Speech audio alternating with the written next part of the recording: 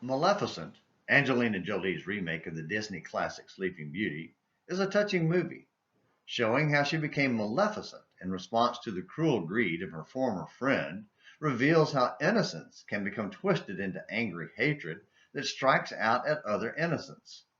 In her angry desire for vengeance, she placed a curse of eternal sleep on her former friend's child.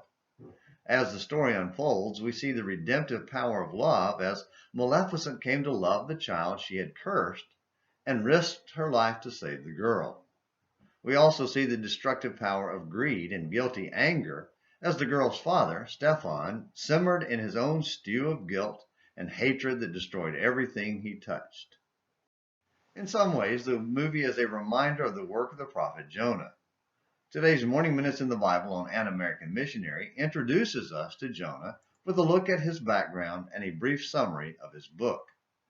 Having grown up in northern Israel near the border with Syria, his hatred for Syria and Assyria was a response to their cruel greed as they constantly attacked Israel. The oppression was particularly bad around 780 BC during the reigns of Amaziah in Judah and Jehoash in Samaria. But God's love for his people had not diminished, so he had Jonah prophesy of a restored vitality to the northern kingdom of Israel. He then came to the rescue by weakening Syria and Assyria, which allowed Israel to rebound under Jeroboam II. 2 Kings 14 verses 25 through 27. During the days of the rebound, we learn about the difference between one who simmers in a stew of his own hatred and one who overflows with redemptive love that cares for the innocent. In the book of Jonah, we learn how he was ordered to go preach to Nineveh. But because of his hatred for Assyria, Jonah refused to go. Instead, he fled. Attempting to escape his responsibility, Jonah got on a ship for Tarshish at the far end of Spain and headed west. Jonah 1 verses 1 and 2.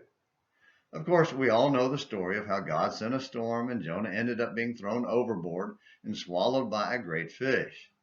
There, inside the fish, he prayed to God, was rescued, and sent to Nineveh again. When the people of the Assyrian capital repented and God relented, Jonah's anger was kindled against God for being gracious, compassionate, and forgiving.